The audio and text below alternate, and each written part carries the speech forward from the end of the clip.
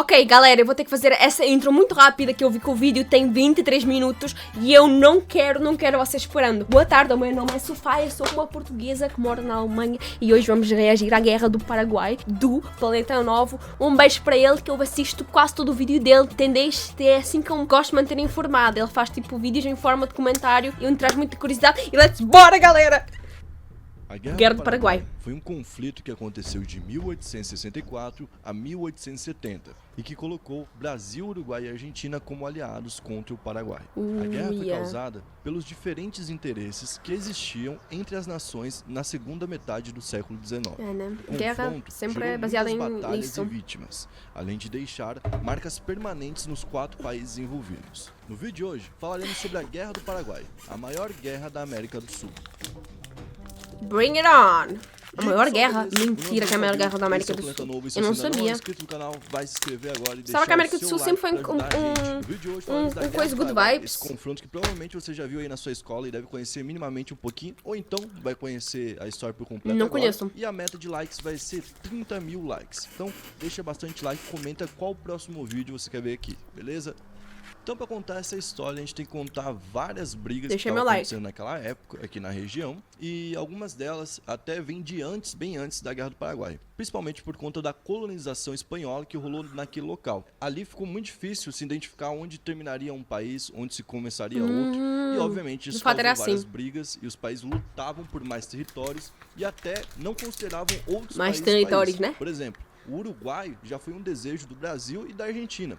O Brasil queria englobar o Uruguai e a Argentina também. Tanto é que a Guerra do Paraguai tem o seu estopim oficial por conta desse medo. O Paraguai tinha o medo de que o Brasil pegasse o Uruguai e o Paraguai como seus novos estados. Mas vamos voltar a 1862, quando Solano Lopes vira o presidente vitalício do Paraguai. Presidente vitalício é um nome chique pra ditador, tá, gente? Foto 4K, né, qualidade? E ninguém poderia tirar ele. Ele entrou no lugar do pai dele e ele foi enviado ainda quando muito novo lá pra Prússia, pra poder estudar um pouco sobre militarismo. No país do Paraguai tinha sido implementado o militarismo obrigatório, ou seja, você tinha que prestar serviço no exército. No Paraguai tinha sido implementado então o militarismo obrigatório, ou seja, você tinha que prestar serviço no exército. Isso fez com que o Paraguai se destacasse da América do Sul em questão militar. Eles tinham o maior exército daqui. Só pra vocês terem uma ideia, eles tinham um exército de só obrigavam muita gente a ir pro exército. Enquanto o Brasil não tinha nem 10 mil pessoas no seu exército. Então, realmente era algo muito chamativo para aquela época. Outro destaque que a gente tem que fazer aqui enquanto ao Paraguai é a economia deles, que era muito mais forte do que hoje em dia, e também a questão de alfabetização. Isso porque o Paraguai era um país quase completo de pessoas alfabetizadas. Hoje, Mentira! No Brasil, a gente ainda tem dificuldade para fazer isso. Então, era algo muito incrível mesmo. Isso é um sinal muito bom da população. A condição geográfica. O Paraguai não tem saída para o mar. Então o Paraguai precisa ir muito dos seus rios para poder ir para o mar. Então ele precisava da via fluvial pelos rios. Ele tinha 4 rios que eram da bacia da Platina. E esses rios eram o Rio da Prata, Rio do Paraná, Rio do Paraguai e Rio do Uruguai. Todos esses rios eram muito úteis tanto para o Paraguai, quanto para a Argentina, quanto para o Uruguai, quanto para o Brasil. Mas o Paraguai tinha essa dificuldade maior de não ter acesso ao mar, certo? Enquanto tudo isso estava rolando no Paraguai, o Uruguai e a Argentina também tinham suas complicações. Na Argentina existia um debate muito forte para ver qual política ia dominar o país, e no Uruguai também. No Uruguai, o país era dividido entre blancos e colorados. Os blancos fizeram aliança com os paraguaios, enquanto os colorados fizeram aliança com os brasileiros. Isso porque os fazendeiros gaúchos, na época, tinham muito interesse no rumo que o Uruguai ia tomar, certo? E o Uruguai estava numa questão política, de batalha, e na época os blancos estavam no poder. Mas com a ajuda do Brasil, o Uruguai colocou então os colorados no poder. É meio racista chamar-se de blancos, né? Flores no poder. Então naquela época, os blancos convenceram o líder do Paraguai, o Solano, de que o Brasil ia tomar o Uruguai e que o próximo ia ser o Paraguai. Então o Solano ficou desesperado, fez um ultimato do Brasil falando: não, vocês não vão entrar no Paraguai, e se vocês entrarem no Uruguai para atacar os blancos e defender os colorados, isso será quase que uma guerra contra o Paraguai. O Brasil não ligou muito para esse ultimato, foi lá e fez o que bem entendeu e ajudou os colorados no Uruguai a subirem no poder. Então foi ali que surgiu a Guerra do Paraguai, nessas alianças que foram formadas para poderem defender ideias nesses países todos que eu citei. Em 11 de abril de 1864, mas é engraçado, muito essas ideias não são as ideias da população, é da elite do país, capital paraguaia, com dinheiro e com um novo presidente do Mato Grosso, o Coronel Carneiro de Campos. Sob o argumento de que a embarcação brasileira levava armas, o governo paraguaio ordenou o aprisionamento da embarcação e de toda a tripulação.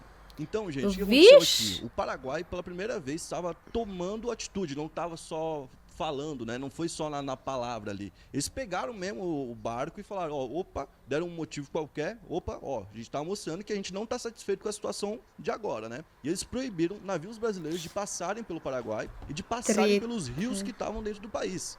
E eles fecharam a diplomacia com o Brasil, ou seja, eles estavam mostrando que em seguida ia acontecer algo. Cerca de 7.700 soldados paraguaios foram enviados para onde era o Mato Grosso, entre 22 e 24 de dezembro de 1864. A floresta chora, né? No dia 26 de dezembro, os paraguaios atacaram o Forte Coimbra! Eu morei em Coimbra, em Portugal. As tropas brasileiras fugiram. Então aqui o Paraguai toma uma decisão, ataca o Mato Grosso e começa a guerra oficialmente contra o Brasil, certo? Nessa guerra, eles invadem ali o estado do Mato Grosso, que depois se mete em Mato Grosso do Sul. Eles atacam o Forte Coimbra. Se você assistiu o vídeo que a gente fez indo até o Pantanal, a gente contou um pouco dessa história lá que a gente passou por eu quero ir ver. Que é uma cidade muito importante do Pantanal do Mato Grosso do Sul, certo? E lá no Mato Grosso eles tomaram conta do que eles queriam, que eram as minas. Eles queriam utilizar as minas para extrair ali os materiais valiosos, óbvio, mas eles nunca chegaram até Cuiabá. Apesar deles não tudo terem dinheiro, dominado né? a capital do Mato Grosso, eles ficaram sob o comando de boa parte do estado por um bom tempo, até 1868. Então o que acontece? O Paraguai quer atacar os brasileiros que estão no Uruguai atacando os blancos ao lado dos colorados. E para isso precisa passar pelo caminho da Argentina. Então no início de 1865 a guerra começa a se expandir. Isso porque o Paraguai tenta ir para o Uruguai para poder entrar na guerra entre blancos e colorados, onde os brasileiros estão do lado dos colorados, vai lembrar. Mas para isso tem que passar pela Argentina. A Argentina nega a passagem ao Paraguai, falando que nem brasileiros nem paraguaios vão passar por ali, porque eles não vão se envolver na guerra, certo? Só que o que acontece? Os navios brasileiros passam pela Argentina sim, o Solano fica sabendo, e aí ele fala, não, agora vai começar uma guerra com a Argentina. Ele então ataca Corrientes e Entre Rios com cerca de 20 mil soldados de março até maio. No dia 1º de maio de 1865 é quando surge a Tríplice Aliança, que é o nome dado, inclusive, para esse confronto lá pelos nossos irmãos argentinos e uruguaios, certo? Então, Argentina e Brasil e Uruguai se unem, isso porque o Uruguai estava sendo mandado pelos colorados, que receberam o apoio do Brasil, então eles se unem contra o Paraguai e assim surge o confronto que a gente conhece. Mentira, 3 contra 1, isso é injusto? O que aconteceria no final da guerra?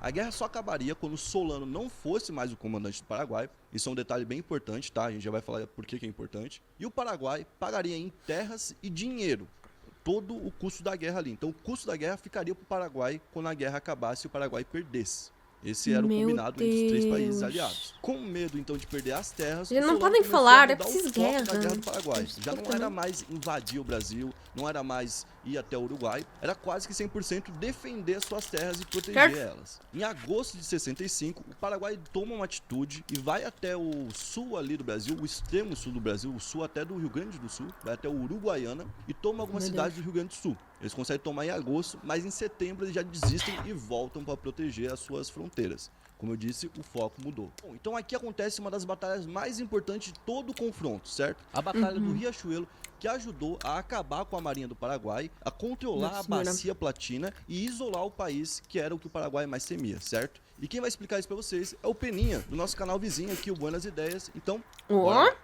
Tá, então tá, Bruno. Tu quer que eu te conte como é que foi a Batalha Naval do Riachuelo? Vou te contar. A meio Culebo. Primeira coisa que tu tem que saber, as demais pessoas, não foi aquela batalha naval que a gente jogava no tempo do colégio, entendeu? E5, F-16. Não. Foi uma batalha naval terrível, cara. Foi uma das maiores e mais fragorosas. As pessoas devem ter todas já perdido a vida afogada, gente. Meu Deus. É que a Guerra do Paraguai foi travada pelo Paraguai porque eles queriam uma saída para o mar. Então essa não foi uma batalha marítima, essa foi uma batalha fluvial. Até porque a Guerra do Paraguai, de fato, foi travada nessa Mesopotâmia dos rios ali que correm entre o Chaco e o Pantanal, né? O Rio Paraguai, o Rio Paraná, né? O Rio Bermejo, rios caudalosos, rios incríveis que se juntam ali justamente. Eu gosto como ele conta, gente. Prende muita atenção. E a Batalha do Riachuelo foi travada justamente ali na embocadura dos rios Paraná e Paraguai, junto a um afluentezinho chamado Riachuelo, que quer dizer riachinho, pequeno riacho, né? Perto de Corrientes, né, na atual fronteira da Argentina com o Paraguai. E foi uma batalha travada de surpresa, porque a esquadra brasileira, que era uma esquadra grande, né, tinha 9 navios naquele momento, 59 canhões e 2.300 homens, né? Acho que era uma fragata e 4 canhoneiras. Meu Deus, isso é muita gente. Estavam toda a maruagem e os comandantes se preparando num domingo de manhã, né, no dia 11 de junho de 1865, era um domingo, e a maruagem estava preparada para rezar a missa da Santíssima Trindade, quando viram descendo a favor da corrente uma parte da frota paraguaia, que tinha 15 navios, mais que os navios brasileiros. Meu Deus! Tinham 2.500 homens contra 2.300 homens brasileiros, mas tinham 44 canhões contra 59 canhões dos brasileiros, né? Porque eles tinham chatas, estão precisos, né? esses números. Barcos que não vinham armados. Não é? E aí, então, o comandante da frota brasileira, que era o futuro almirante Barroso, ainda não era almirante, ele vê os inimigos se aproximando rapidamente, 12 nós, né, a favor da corrente, e aí manda içar um pavilhão nos navios, dizendo: o Brasil espera que cada homem cumpra a sua responsabilidade. Está muito interessante como é que ele conta, eu estou amando. O inimigo mais próximo possível. Tu vê isso aí, tudo já dá a dimensão dramática, a dimensão quase cinematográfica dessa batalha, né? A Guerra do Paraguai foi uma guerra tola, sórdida, suja. Ai, olha só, agora que eu vi a t-shirt dele, alguém cagando. Também foi a verdade. Mas também. Mesmo com esse lado, eu quero uma assim também. O Brasil, que não produz mitologia sobre a sua própria história, poderia ter produzido mitologia em torno dessa guerra, porque foi uma guerra incrível, né? E uma guerra no qual o Brasil revelou seu lado sórdido, né? Porque o Brasil não precisava ter esmagado, destruído a nação, dizimado a nação paraguaia como fez. Tanto é que o exército brasileiro recuou, o Duque de Caxias disse: eu não vou perpetrar esse genocídio, né? E aí o Dom Pedro II botou como comandante do exército o genro dele, o Conde d'Eu, que deu continuidade à perseguição ao Solano Lopes e tal, papapá. Mas até aquele momento, daquele 11 de junho, quem estava ganhando a guerra era o Paraguai, que aliás tinha atacado antes, né? Também tem essa. O Brasil destruiu o Paraguai, mas quem atacou antes foi o Paraguai. E até então, assim também não, honey. Atacar primeiro não dá. A frota paraguaia, depois daquelas 10 horas de guerra. 10 horas dá pra dormir, galera. Houve uma virada nos rumos da guerra e depois o Brasil acabaria vencendo, né? Lá por 1870, ainda anos e anos de guerra, né? Mas durou muita guerra, né? Turning Point, uma batalha que durou 10 horas, né? Que deixou milhares de mortos, os corpos boiando, os destroços dos navios boiando. Imagina só, que nojo, e o cheiro, porque o corpo cheira mal, né? Não estava lá. O clássico, famoso, que as pessoas veem até hoje, né? A Batalha do Riachuelo. Então, é isso aí. Agora me conta como é que continua essa história. Bruno. Vamos lá. Aí você pode estar pensando, pô, mas como é que o Brasil conseguiu dar conta de enfrentar o Paraguai se o Paraguai era uma superpotência militar, acima até de Uruguai, Argentina e Brasil juntos e somados? Por que a aliança conseguiu enfrentar e aniquilar o Paraguai dessa forma? Isso por conta das medidas que eles foram tomando, certo? O Brasil, por exemplo, começou a oferecer liberdade para os escravos que fossem para a guerra e fizessem o Brasil ganhar. Então, se o Brasil ganhasse a guerra, os escravos que estavam indo como soldados, né, iam ganhar liberdade. Muitos escravos foram. Então, se a gente tinha 8 mil soldados no Brasil antes, agora a gente tinha mais de 140 mil. O Paraguai, obviamente, também não ficou enfraquecido. Tinha cerca de 100 mil soldados, a maioria ali formado por guaranis também. Por quê? Porque os guaranis já tinham tido brigas com brasileiros lá no passado. Na verdade, não com brasileiros, mas com portugueses. E existia já uma rivalidade que foi meio que reacesa para essa guerra. E o confronto foi se desenrolando através dessas batalhas. E após a Batalha do Riachuelo, basicamente o Paraguai já não tinha muito mais o que ser feito. O Paraguai ainda tinha alguns homens, mas o Paraguai não tinha mais a marinha, já tinha perdido o que ele tanto queria, que era o acesso aos rios, e dali para frente o país só tinha a perder. Então, em maio de 1866, rola a Batalha do Jabirola, né, galera? Essa batalha, ela foi feita ali no Pantanal, então ela tinha um terreno muito difícil para os aliados. Os paraguaios estavam defendidos, vai lembrar, quem estava invadindo o território eram os aliados, Brasil, Argentina e Uruguai. Paraguai estava se defendendo, então eles tinham na sua vantagem o terreno da guerra e eles também tinham um bom número de homens. Mas mesmo assim os paraguaios acabaram perdendo essa batalha. 6.996 pessoas perderam a vida nesse dia e 10 mil pessoas ficaram feridas. Dessas 6.996 pessoas que perderam a vida, 6 mil eram paraguaios. Apesar da maioria das vítimas serem paraguaias, muitos feridos também eram da aliança. Isso fez com que várias mudanças acontecessem dentro da aliança, dentro do Brasil, Argentina e Uruguai. E quem entra nessa parada agora é o Duque de Caxias, que até então ainda não era duque, mas que foi enviado para lá para comandar as tropas e faria muito bem. Eu conheço esse nome de algum lado, acho que eu já dei ele em história em Portugal, eu acho. Em 1866 também, entre o dia 1 e o dia 3 de setembro, tá?